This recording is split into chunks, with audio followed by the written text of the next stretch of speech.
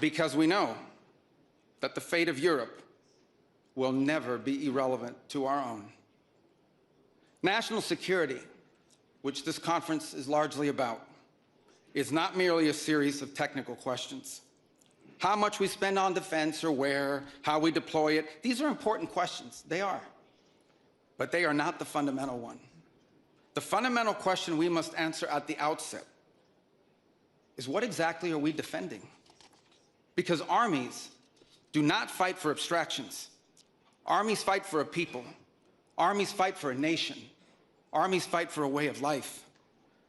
And that is what we are defending, a great civilization that has every reason to be proud of its history, confident of its future, and aims to always be the master of its own economic and political destiny. It was here, in Europe, where the ideas that planted the seeds of liberty that changed the world were born.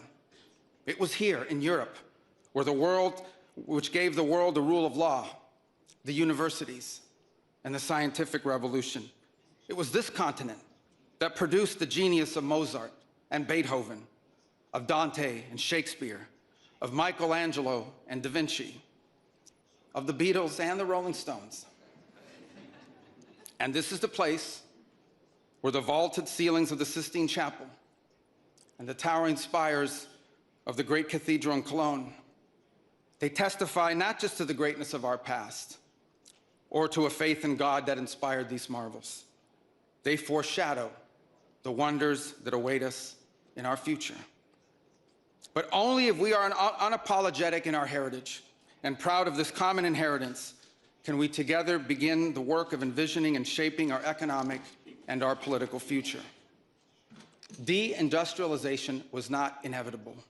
It was a conscious policy choice, a decades-long economic undertaking that stripped our nations of their wealth, of their productive capacity, and of their independence. And the loss of our supply chain sovereignty was not a function of a prosperous and healthy system of global trade. It was foolish. It was a foolish but voluntary transformation of our economy that left us dependent on others for our needs and dangerously vulnerable to crisis. Mass migration isn't some fringe concern of little consequence. It was and continues to be a crisis which is transforming and destabilizing societies all across the West. Together, we can reindustrialize our economies and rebuild our capacity to defend our people. But the work of this new alliance should not be focused just on military cooperation and reclaiming the industries of the past. It should also be focused on together advancing our mutual interests in new frontiers, unshackling our ingenuity, our creativity, and the dynamic spirit to build a new Western century. Commercial space travel and cutting-edge artificial intelligence, industrial automation and flex manufacturing, creating a Western supply chain for critical minerals not vulnerable to extortion from other powers, and a unified effort to compete for market share in the economies of the global South. Together, we can not only take back control of our own industries and supply chains, we can prosper in the areas that will define the 21st century. But we must also gain control of our national borders. Controlling who and how many people enter our countries, this is not an expression of xenophobia. It is not hate. It is a fundamental act of national sovereignty. And the failure to do so is not just an abdication of one of our most basic duties owed to our people. It is an urgent threat to the fabric of our societies and the survival of our civilization itself. And finally, we can no longer place the so-called global order above the vital interests of our people and our nations. We do not need to abandon the system of international cooperation we authored, and we don't need to dismantle the global institutions of the old order that together we built.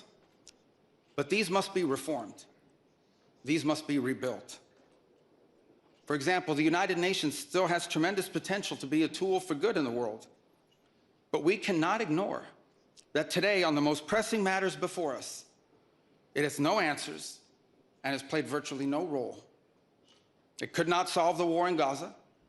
Instead, it was American leadership that freed captives from barbarians and brought about a fragile truce. It has not solved the war in Ukraine. It took American leadership in partnership with many of the countries here today just to bring the two sides to the table in search of a still elusive peace. It was powerless to constrain the nuclear program of radical Shia clerics in Tehran. That required 14 bombs dropped with precision from American B-2 bombers. And it was unable to address the threat to our security from a narco-terrorist dictator in Venezuela. Instead, it took American special forces to bring this fugitive to justice. In a perfect world, all of these problems and more would be solved by diplomats and strongly worded resolutions. But we do not live in a perfect world, and we cannot continue to allow those who blatantly and openly threaten our citizens and endanger our global stability to shield themselves behind abstractions of international law which they themselves routinely violate. This is the path that President Trump and the United States has embarked upon. It is the path we ask you here in Europe to join us on. It is a path we have walked together before and hope to walk together again. For 5 centuries, before the end of the Second World War, the West had been expanding. Its missionaries, its pilgrims, its soldiers, its explorers pouring out from its shores to cross oceans, settle new continents, build vast empires extending out across the globe. But in 1945, for the first time since the age of Columbus, it was contracting. Europe was in ruins. Half of it lived behind an iron curtain, and the rest looked like it would soon follow. The great Western empires had entered into terminal decline, accelerated by godless communist revolutions and by anti-colonial uprisings that would transform the world and drape the red hammer and sickle across vast swaths of the map in the years to come. Against that backdrop, then as now, many came to believe that the West's age of dominance had come to an end, and that our future was destined to be a faint and feeble echo of our past. But together, our predecessors recognized that decline was a choice, and it was a choice they refused to make. This is what we did together once before, and this is what President Trump and the United States want to do again now, together with you. And this is why we do not want our allies to be weak, because that makes us weaker. We want allies who can defend themselves so that no adversary will ever be tempted to test our collective strength. This is why we do not want our allies to be shackled by guilt and shame. We want allies who are proud of their culture and of their heritage, who understand that we are heirs to the same great and noble civilization, and who together with us are willing and able to defend it. And this is why we do not want allies to rationalize the broken status quo rather than reckon with what is necessary to fix it. For we in America have no interest in being polite and orderly caretakers of the West's managed decline. We do not seek to separate, but to revitalize an old friendship and renew the greatest civilization in human history. What we want is a reinvigorated alliance that recognizes that what has ailed our societies is not just a set of bad policies, but a malaise of hopelessness and complacency. An alliance is the alliance that we want is one that is not paralyzed into inaction by fear. Fear of climate change, fear of war, fear of technology. Instead, we want an alliance that boldly races into the future. And the only fear we have is the fear of the shame of not leaving our nations prouder, stronger, and wealthier for our children.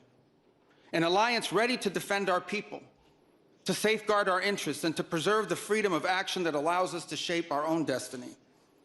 Not one that exists to operate a global welfare state and atone for the purported sins of past generations. An alliance that does not allow its power to be outsourced, constrained, or subordinated to systems beyond its control. One that does not depend on others for the critical necessities of its national life. And one that does not maintain the polite pretense that our way of life is just one among many, and that asks for permission before it acts. And above all, an alliance based on the recognition that we, the West, have inherited together. What we have inherited together is something that is unique and distinctive and irreplaceable, because this, after all, is the very foundation of the transatlantic bond. Acting together in this way, we will not just help recover a sane foreign policy, it will restore to us a clearer sense of ourselves. It will restore a place in the world.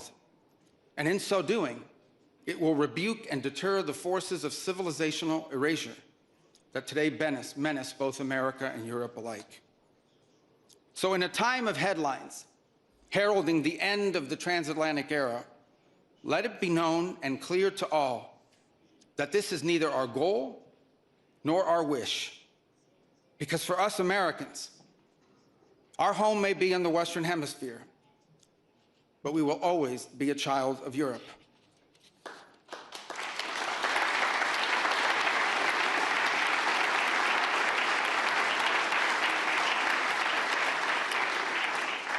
Our story began with an Italian explorer whose adventure into the great unknown to discover a new world brought Christianity to the Americas and became the legend that defined the imagination of our pioneer nation.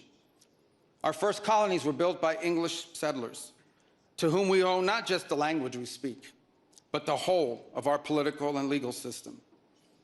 Our frontiers were shaped by Scots-Irish, that proud, hardy clan from the hills of Ulster that gave us Davy Crockett and Mark Twain and Teddy Roosevelt and Neil Armstrong. Our great Midwestern heartland was built by German farmers and craftsmen who transformed empty plains into a global agricultural powerhouse. And by the way, dramatically upgraded the quality of American beer. Our expansion into the interior followed the footsteps of French fur traders and explorers whose names, by the way, still adorn the street signs and town names all across the Mississippi Valley. Our horses, our ranches, our rodeos, the entire romance of the cowboy archetype that became synonymous with the American West. These were born in Spain. And our largest and most iconic city was named New Amsterdam before it was named New York. And you know that in the year that my country was founded, Lorenzo and Catalina Giraldi lived in Casal Monferrato in the Kingdom of Piedmont, Sardinia. And Jose and Manuela Reina lived in Sevilla, Spain. I don't know what, if anything, they knew about the 13 colonies which had gained their independence from the British Empire. But here's what I'm certain of.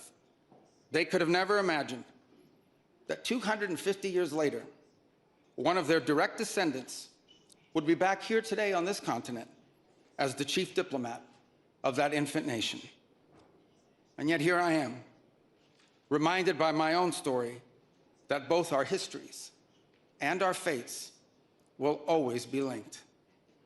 Together, we rebuilt a shattered continent in the wake of 2 devastating world wars. When we found ourselves divided once again by the Iron Curtain, the Free West linked arms with the courageous dissidents struggling against tyranny in the East to defeat Soviet communism. We have fought against each other, then reconciled, then fought, then reconciled again. And we have bled and died side by side on battlefields from Kapyong to Kandahar. And I'm here today to leave it clear that America is charting the path for a new century of prosperity, and that once again, we want to do it together with you, our cherished allies and our oldest friends.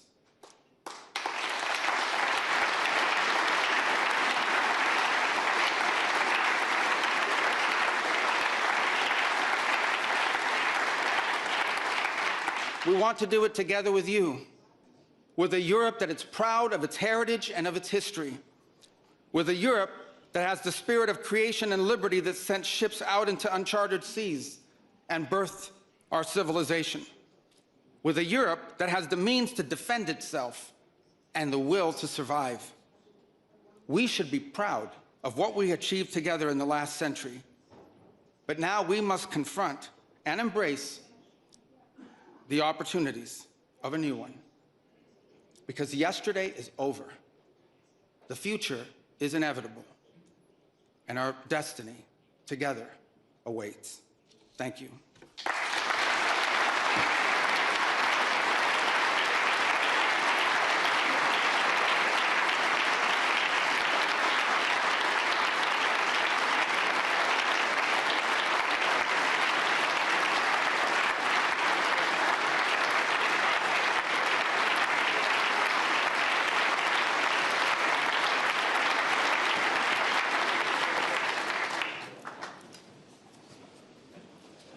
Mr. Secretary, I'm not sure you heard the sigh of relief through this hall when we were just listening to what I would interpret as a message of reassurance, of partnership.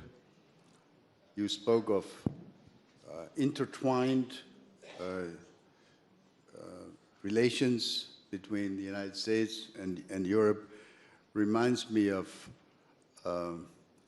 statements made decades ago by your predecessors when the discussion was, is actually America a European power? Is America a power in Europe? Thank you for offering this message of reassurance about our partnership. This is actually not the first time that Marco Rubio is here at the Munich Security Conference. He's been here before, a couple of times, but it's the first time he has been, and he is the speaker as Secretary of State. So thank you again. We have only a couple of minutes now for just a few questions. And if I may, we collected questions from the audience. One of the sort of key issues here yesterday, today, is of course, continues to be the question of how to deal with the war in Ukraine. Many of us in the discussions of the last day, last 24 hours, have voiced their impression that the Russians, let me put it colloquially, the Russians are playing for time. They're not really interested in a meaningful settlement. There is no indication that they're willing to compromise on any of their maximalist objectives. Offer to us, if you could, your assessment of where we are and where you think we can go. Well, I think where we are at this point is that the issues at play that have to be, here's the good news. The good news is that the issues that need to be confronted to end this war have been narrowed. That's the good news. The bad news is they've been narrowed to the hardest questions to answer, and work remains to be done in that front. I hear your point about, well, the answer is we don't know. We don't know if the Russians are serious about ending the war. They say they are, and under what terms they were willing to do it, and whether we can find terms that are acceptable to Ukraine upon that Russia will always agree to. But we're going to continue to test it. In the meantime, everything else continues to happen. The United States has imposed additional sanctions on Russia's oil. In our conversations with India, we've gotten their commitment to stop buying additional Russian oil. Europe has taken its set of steps moving forward. The Pearl program continues, in which American weaponry is being sold for the Ukrainian war effort. So all these things continue. Nothing has stopped in the interim. So there's no buying of time here in that regard. What we can't answer, but we're going to continue to test, is whether there is an outcome that Ukraine can live with and that Russia will accept. And I would say it's been elusive up to this point. We've made progress in the sense that for the first time, I think, in years, at least at the technical level, there were military officials from both sides that met together last week. And there'll be meetings again on Tuesday, although it may not be the same group of people. Look, we're going to continue to do everything we can to play this role of bringing this war to the end. I don't think anybody in this room would be against a negotiated settlement to this war, so long as the conditions are just and sustainable. And that's what we aim to achieve. And we're going to continue to try to achieve it, even as all these other things continue to happen on the sanctions front and so forth. Thank you very much. I'm sure if we had more time, there would be many questions on Ukraine. But let me conclude by asking a question about something entirely different. The next speaker here in just a couple of minutes will be the Foreign Minister of China. When you served in the Senate, sir, people considered you a kind of a China hawk. So did they. So did they. Yeah. We know that there will be, in about 2 months' time, a summit meeting between President Trump and President Xi Jinping. Give us your expectation. Are you optimistic? Can there be a quote-unquote deal with China? What do you expect? Well, I would say this. The two largest economies in the world, two of the big powers on the planet, we have an obligation to communicate with them and talk, and so do many of you on a bilateral basis as well. I mean, it would be geopolitical malpractice to not be in conversations with China. I would say this, because we're two large countries with huge global interests, our national interests will often not align. Their national interest and ours were not aligned, and we owe it to the world to try to manage those as best we can, obviously avoiding conflict, both economic and worse. And so it's important for us to have communications with them in that regard. On areas in which our interests are aligned, I think we can work together to make positive impact on the world, and we seek opportunities to do that with them. But we have to have a relationship with China, and many of the countries represented here today are going to have a relationship with China, always understanding that nothing that we agree to could come at the expense of our national interest. And frankly, we expect China to act in their national interest, as we expect every nation state to act in their national interest. And the goal of diplomacy is to try to navigate those times in which our national interests come into conflict with one another, always hoping to do it peacefully. I think we also have a special obligation because whatever happens between the U.S. and China on trade has a global implication. So there are long-term challenges that we face that we're going to have to confront that are going to be irritants in our relationship with China. That's not just true for the United States, that's true for the broader West. But I do think we need to try to manage those the best we can to avoid, unnecessary friction if it's possible. But no one is under any illusions. There are some fundamental challenges between our countries and between the West and China that will continue for the foreseeable future for a variety of reasons. And it's some of the things we hope to work together with you on. Thank you very much, Mr. Secretary. We've run out of time. I'm sorry that I can't take questions from all those who wanted to ask questions. Mr. Secretary of State, thank you for this message of reassurance. I think this is much appreciated here in the hall. Let's offer a round of applause.